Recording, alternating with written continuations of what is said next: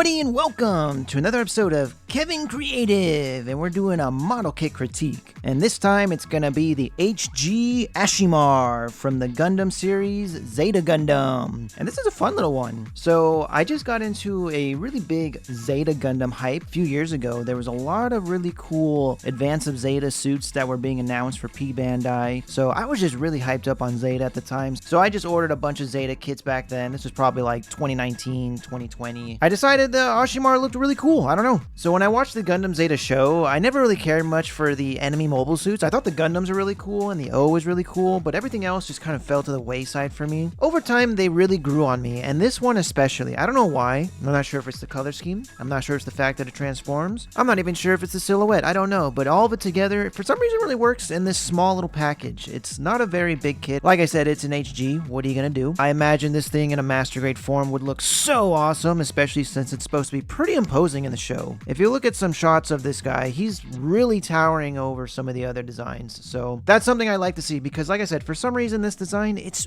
really captured me. So I built this kit during a transitional period in my life. I was in the middle of moving, so I literally did like half of it while I was still living at home and completed the other half after I finished moving into my new place. So there are some things here and there that could have been done a little better. There's a little bit of sloppiness to it. I'm gonna go ahead and say it's because I was just so busy with what was going on at the time that maybe things weren't as careful as they should have been. But other than that, I think this build came out pretty solid, at least for the time that I made it. In terms of the green, I only had one other type of experience with that, and that was with the real grade Perfect Strike. I'd only done green for the launcher pack. I'd never done green in any other type of capacity before. Fortunately, that's kind of all that I needed. I think I did a great job on that first one, so I kind of just copied it the same here. So what I did is I went with kind of a military type green where it's a bit more darker, more subdued. It doesn't really stand out as flashy compared to the orange, and that's kind of what I wanted. I wanted the orange to be a little bit brighter. I mean, it is orange, it is a bright color, but I wanted it to stand out against this very dark military style green because that's how it came off to me in terms of the show. And in terms of the shading on the green, I think it came out pretty well. I basically just did a really dark green and then just did a slightly less dark green on top of that. That's kind of how I go about with my darker colors. I tried it other ways and I just find that that's kind of the best way to go about it. Is if you want something to be dark and brooding, you just got to go really dark and then slightly less dark on top of it. I don't know. I've tried doing it where I go really dark and then go brighter on top of it, and that's cool and that's dramatic, but I don't know. I don't think that's what I was really going for here, so I'm glad that it's much more subtle on the end result, because I can definitely still see the gradient here and there from the lighting and everything. There's work that's been done and you can see it, especially in person, and I'm glad that it's still captured here. It's subtle, but it's there. In terms of the orange, I think what I did was I primed it in white first. That's typically what I do when I want something to be really bright, is prime it in white. I can tell you right now, that's going to be a really good first step to making things pop out, especially if you're trying to highlight and, like I said, do brighter colors. So I primed it in white, went over it with orange, just a pure regular old orange, and then just used yellow orange with maybe just a tiny bit of extra of regular orange added in, maybe like a couple drops, just to really make sure it stays in the orange lane rather than a yellow lane. But pretty much just did yellow orange on top of orange. I find that when it comes to these types of colors, I don't do a lot of orange, but I have done other types of yellows and glowing effects, and I have found that if you just do the base as straight orange, just a straight color, and then brighten it up with yellow, which is a different color, but it still falls in that category, that gradient. So if you still go with a very orangey yellow, it works really well, and I think that's come across here where you're definitely not confused. This is still definitely orange, but you can see that there's been some highlights added to certain areas to help give some definition here and there.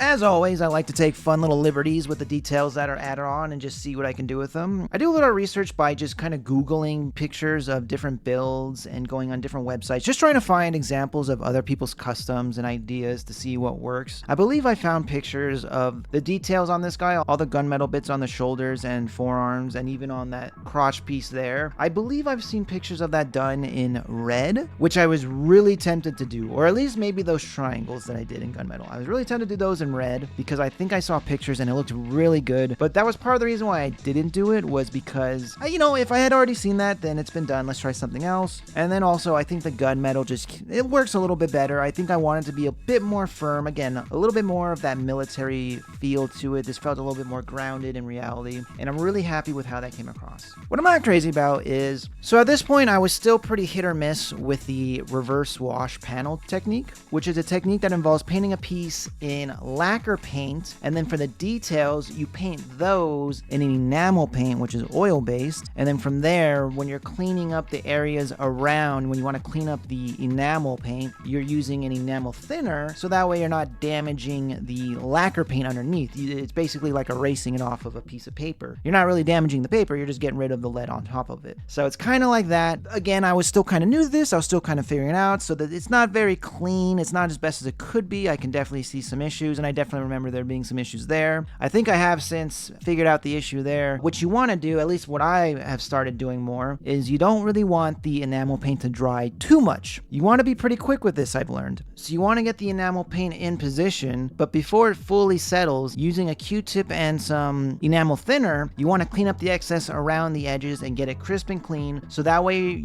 you're not putting too much pressure on the lacquer paint. What eats up the lacquer paint is when you're going really rough with the Q-tip with the thinner, even if it's not the same type of thinner. If you're going a bit rough and doing it multiple times over and over, it can start having an effect on the top layer, which I have noticed. It's not horrible, but I've noticed some scuffing just from doing that, and I've noticed that on some other builds as well. So it's something that I really need to remember. As soon as you finish up with the enamel, let it dry for like a second, don't let it fully dry, and then start cleaning it up, because if you clean up right away, it's not going to fight you. The paint won't fight you, and it'll just come off, and then you don't have to worry about damaging that under layer. Something to keep in mind.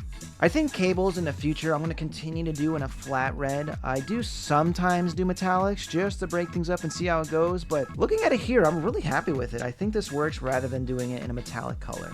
There are a few thruster bells throughout the kit that I have done in a metallic red. I think that came across pretty well. There were a couple of vents on the upper parts of the thighs and the hip area. I think I hand painted those. I was getting pretty rushed. Like I said, I was working on this in between moving, so I was just like, let's just kind of get this going now. Let's just wrap it up. I just went ahead and hand painted them. Not great by any means. I think it got the job done, because at the most part, you can't tell that there's a lot of mistakes there, but trust me, you're not winning any competitions with this. I don't even think I feel comfortable selling this thing at this point, because there's just so many little chips and stuff, everything. But yeah, it was not quite the cleanest job, but you know, it was a stepping stone in the right direction. It helped me figure some stuff out. It made me realize that certain areas you can do hand painting, and then other areas you're probably just better off masking and airbrushing, because some things you'll be fine. If it's a straight line, just a straight line, a little one, very teeny tiny straight line, you can probably get away with just the tiniest brush and a tiny drop of paint and just bringing that line down. But if it's gonna be any type of weird or zigzag or circular, anything like that, just spray it. You're probably better off spraying it, especially if it gets to a certain size, diameter, and all that. Definitely spray it.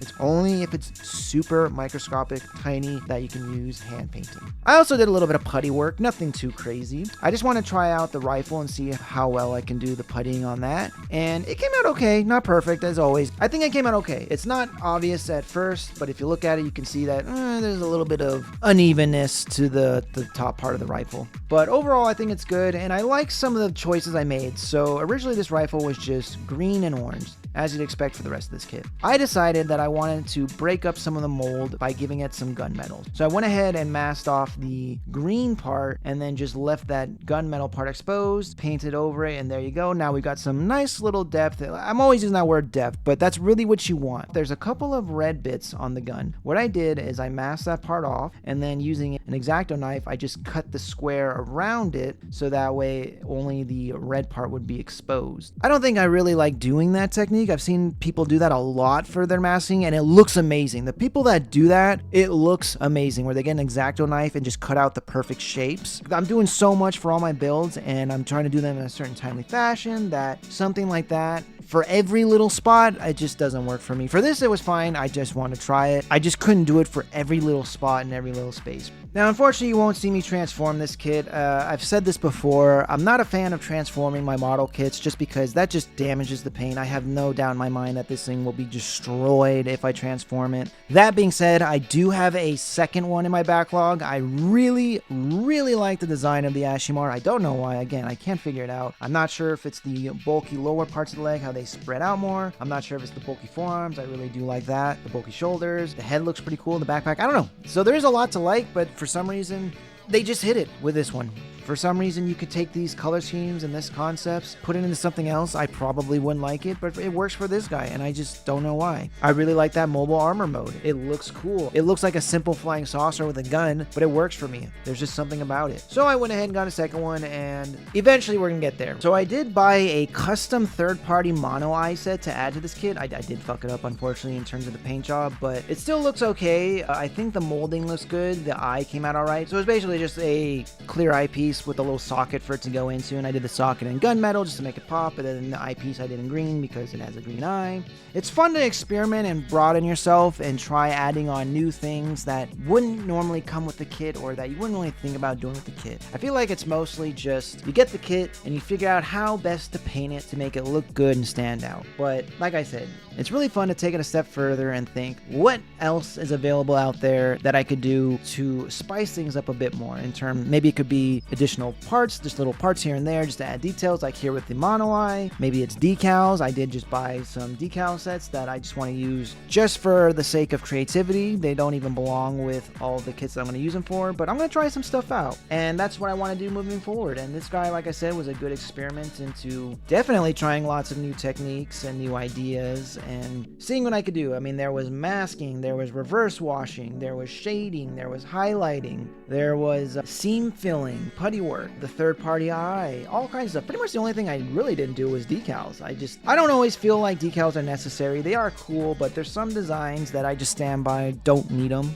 Pretty much what you see is what you get, so that's kind of what I wanted to go with him. He's a simple guy. He's not a grunt. They didn't make an army of him, but he feels that way. I don't know. I think that's why I'm just so confused at why I like this guy so much, is he feels like a grunt. He feels like just an everyday grunt, but he's not. He's a bit more, and I really like that. But anyways, guys, I've just been going on, so I'm just going to call it here. Thanks for watching. I really hope you enjoyed this video. I hope you've picked up a few techniques. If you've built this guy yourself, or if you've painted him up and all that, please tell me. Show me pictures. What did you do? I need ideas. I want more for the future. So until next time, guys, we'll see you then. Peace.